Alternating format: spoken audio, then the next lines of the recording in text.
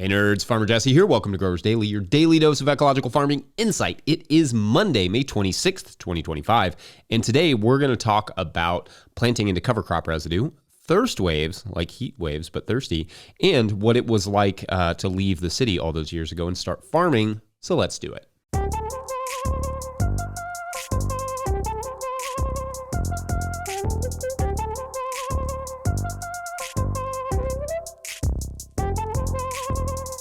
All right, so happy Monday, everyone. I hope everyone had a nice weekend. I was relatively, honestly, out of commission for much of the weekend. With the cold, you can still maybe hear a little bit.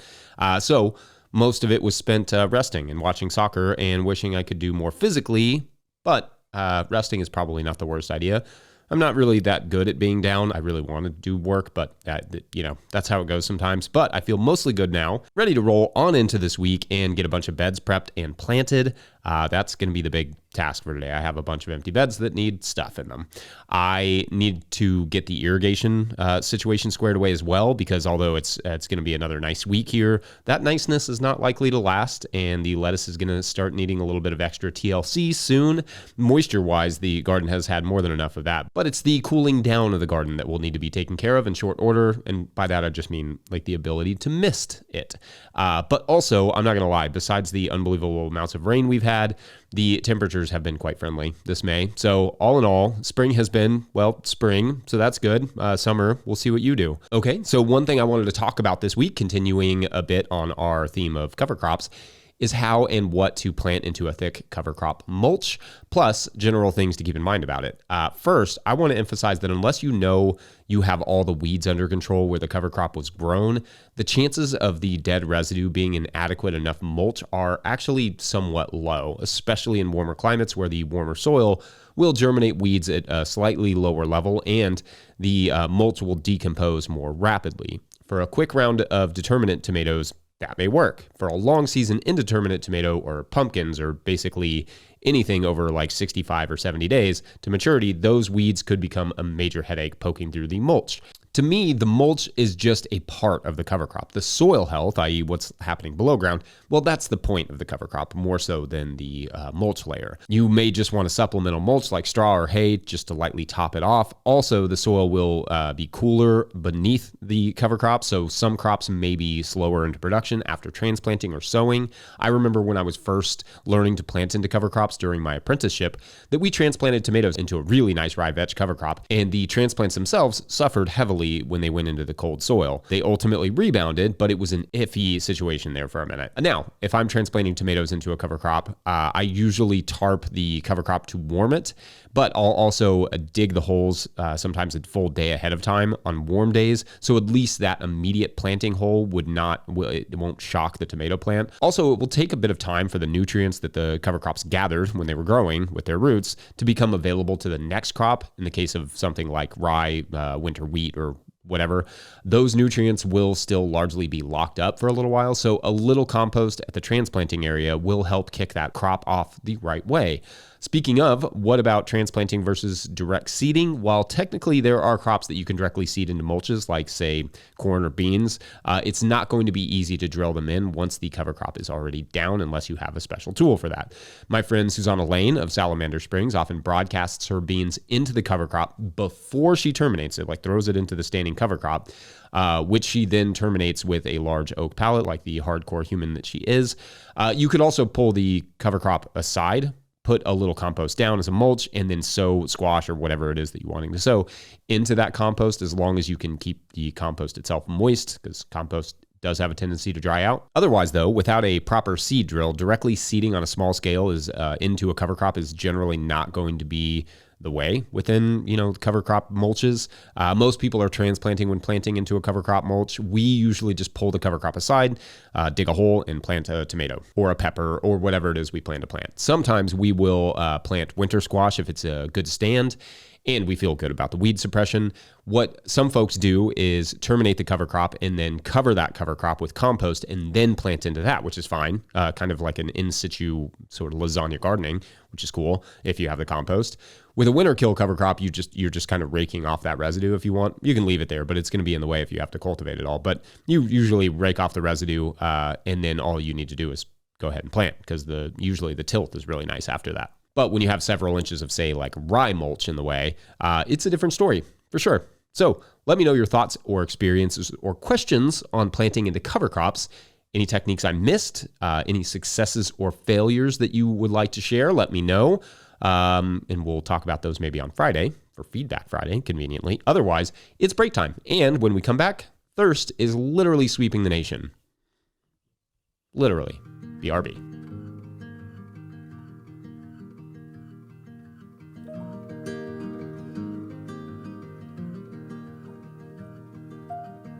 I left the hall light on in case you come back home. Today's episode is brought to you by Farmhand. I started a CSA to grow food and build community, not to drown in admin work. Spreadsheets, emails, and pack lists take up too much time. If I could spend less time at my desk and more in the field, that'd be a win. Enter Farmhand. Farmhand automates billing, newsletters, websites, and member support, saving CSA farmers 20 plus hours a week. Focus on farming, not paperwork. See how Farmhand can help. Book a one-on-one demo with founder Ari at farmhand.partners/no-till. That's farmhand.partners/no-till. Today's episode is also brought to you by FarmRaise. Still struggling with your balance sheet? Your lender's asking for a balance sheet and you're stuck with a spreadsheet mess or guessing your numbers? FarmRaise Tracks takes the stress out of farm finance. With one click, you can generate an accurate, up-to-date balance sheet that shows your assets, liabilities, and equity. No accounting degree required. You'll be ready for loan applications, tax season, or just a clearer picture of where your farm stands. Join thousands of farmers using Tracks to build stronger businesses. Get 20% off with code NOTIL20 at farmraise.com for the lifetime of your membership. All right, back to the show. If you, the listener, are enjoying this content, getting even a small amount of value from it, consider supporting our work over at patreon.com/no-till-growers. I will try to get to questions from everywhere that questions come in, but I will always get to your Patreon questions. Now, today's Patreon question comes from Patreon member Alexandra Powell, who asks, quote, "Hi, Jesse. Thanks for producing such an amazing podcast. I love listening in every day. The humor, technical detail, and farm nerdiness are much appreciated. This isn't a question, but a topic I'd be interested to hear covered on the podcast. I've never heard of these thirst waves before, which describe what seem to be periods of intense evapotranspiration from soil. I just read this short article here, and Alexandra links an article from phys.org that I will link in the show notes. Perhaps you could do a deeper dive into what these thirst waves are and how they could impact farmers. Thanks," end quote. Okay, thank you, and great and fascinating topic. I love it. I love topic suggestions. So whenever you have those Patreon members, feel free to get them in there. So you've heard of heat waves, no doubt, when substantial sustained periods of heat sweep through a given area. Well, thirst waves are sort of like heat waves, only instead of heat coming in, it's water going out. Basically, what happens in one of these events is that due to a combination of heat, humidity, wind speeds, and solar radiation, maybe some other things, water is lost from the ground at significant rates through evaporation. Essentially, crops slash plants are getting stressed and overheated from those elements. And when that happens, they do what is called evapotranspiration to cool themselves. You can kind of think of it like we sweat when we're hot. Plants, well, they evapotranspirate. Effectively, they kind of release water to cool themselves off. At that time, however, they are not growing and they are also releasing soil moisture into the atmosphere. A little evapotranspiration is fine and totally normal, but too much can lead to declines in yields and water loss. In a thirst wave, this effect is amplified and extended for at least 3 days, but often more. And these are not new, but what the research is showing, this is one from Kukel and Hubbins, is that, quote, not only have thirst waves increased in severity, but the likelihood of no thirst waves occurring during the growing season has significantly decreased. Basically, we are likely to see more intense thirst waves more often for longer durations, and there are fewer places where there will be no thirst waves, which in terms of agriculture, and not to get too sciencey here, but that is, these periods of evapotranspiration basically mean that your plants will be losing a lot of water, pulling a lot of water out of the soil, and also not growing very much, if at all. The effect on agriculture productivity during these periods is profoundly negative. The need for more water irrigation, increases significantly. Of course, although atmospheric demand for water is not a new concept, the idea of these thirst waves, especially as something that will be happening with greater frequency and intensity, is a relatively new idea, or at least it's a new framing. And so the studies on the effects are admittedly somewhat nascent. We've identified them, or these researchers have, but we don't really know what the long-term effects are or how much worse they're going to get. Approaches to mitigating these events, besides, changing everything about how the world grows food, is likewise not super well understood. We don't know, for instance, how farmers who use no-till practices, conventional or otherwise, are impacted by the waves. We don't know how much more, for example, windbreaks mitigate the stress, or cover crops, or alley cropping, or any of the more environmentally, ecologically responsible agricultural approaches. We know these things help temper heat, water, and wind stress, but within a thirst wave, it's not really known. What we do know is that this is likely to continue in a trend toward more and more atmospheric demand for water, thirst waves, which will in turn put more and more stress on plants and food production and farmers. We also know that good agriculture, land management, forest and animal husbandry, water management, and city design could all help, at very least, temper chaotic climatic events like these, but we are not doing any of that on any sort of respectable scale yet. More often than not, we are just contributing to the chaotic weather through deforestation, land degradation, all those fun things. Thirst waves, heat waves, tornadoes, floods, this is all really just part of, it's a choice that we are making to not maximize our verdant, abundant, self-regulating planet in favor of cheap things. Food, clothing, appliances, and in the future, our kids will throw stuff at us for our inaction. Hard stuff. That's really all I'm saying. Anyway, not sure I can top that cheeriness, but I will try in the next section about leaving the big city to farm. That seems poignant. Be right back.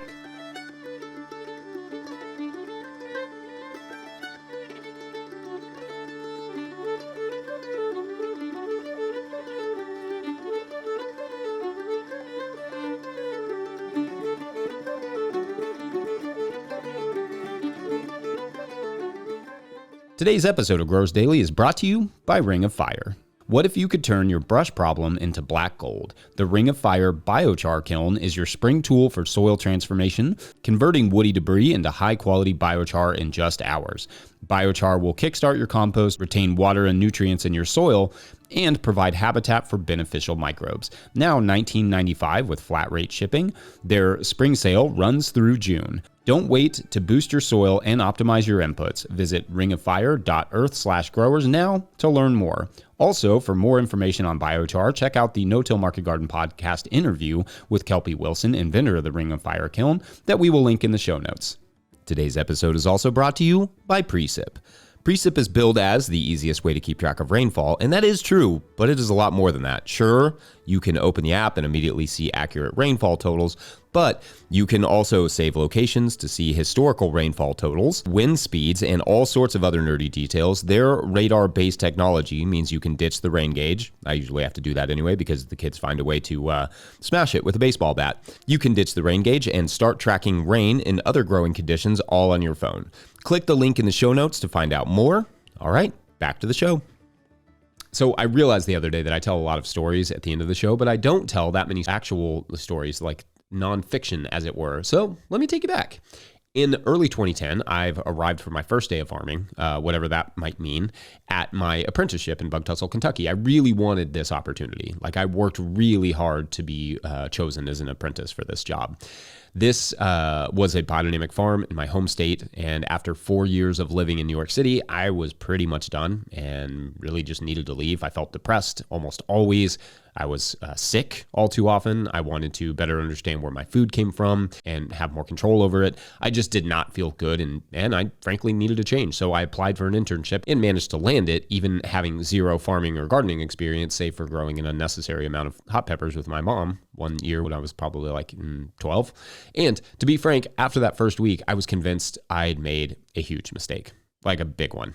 My body ached from the work every single night, and I felt physically strapped to the bed at the end of each workday. We would start at 7 and go until the late afternoon with a significant break in the middle. All the work was hotter, harder, and heavier than anything I'd ever done before, at least for that amount of time. I knew almost immediately, without question, farming was important work, but there was no way farming was for me. Like, period. But I don't like to quit things. So I figured I committed to do an entire season to this family. So I figured I would stick it out, get some good exercise, eat some great food, learn from these lovely folks who I was working for, and then reassess in the fall. Probably get back to something more my speed, whatever that meant. Otherwise, this had all just been a grave miscalculation. I was not a farmer. After the second week of starting soil blocks, planting lettuces, hoeing, moving animals, cutting firewood, working from dawn to dusk, I was still tired, but having fun, like enjoying it. I was loving the meals together.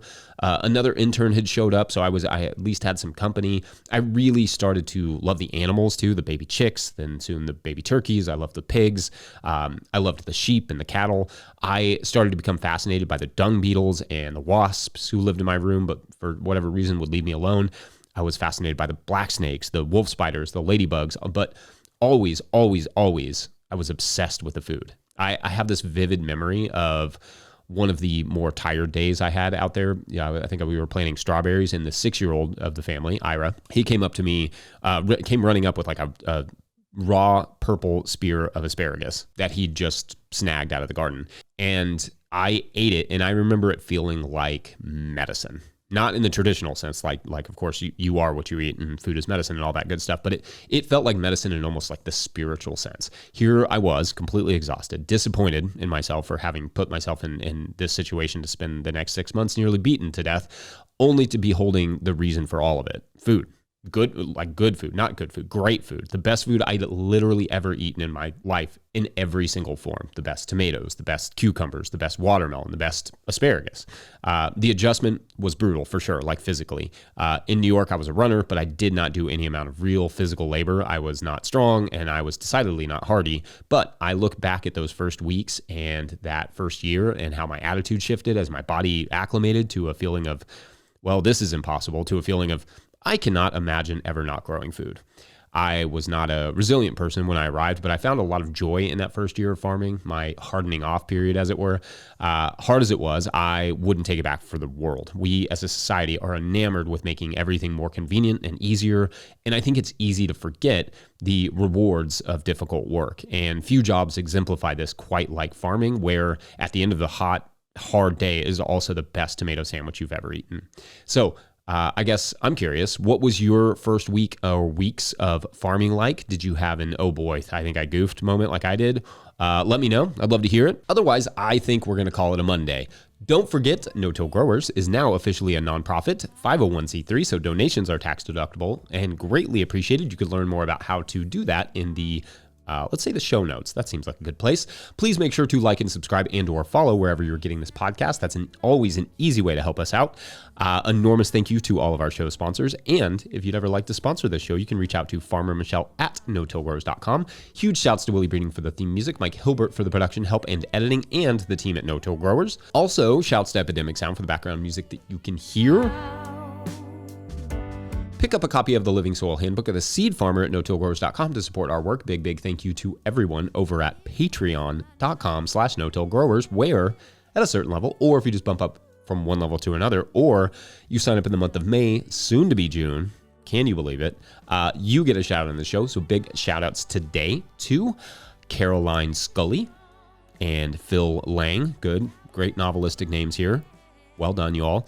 All right, so I feel like this week's story is a cross-country bike ride. Basically, Caroline and Phil are starting out on the West Coast somewhere, let's say, I don't know, San Diego, and plan to ride all the way to Charleston, South Carolina, because why the heck not? It's supposed to be a cool town, right on the ocean, lots of good food, some good seafood, worth it. Anyway, they plan to take a cross-country bike ride and pick up some joiners along the way, no doubt, people that sign up for the Patreon page. Probably. And probably get into some of that, good trouble that you get into when you're on the road. That's the plan, at least, and it's going fine for quite a while. I mean, they make it all the way out of California and into the desert in Nevada that's when things get a little bit strange. But that is for tomorrow on Pedal to the Metal. But like with metal spelled METTLE. But, like it's a pun. Dads are going to love that. All right. Thanks for watching and or listening. We will see you tomorrow for Tuesday. Yep. Second day of the week. Awesome.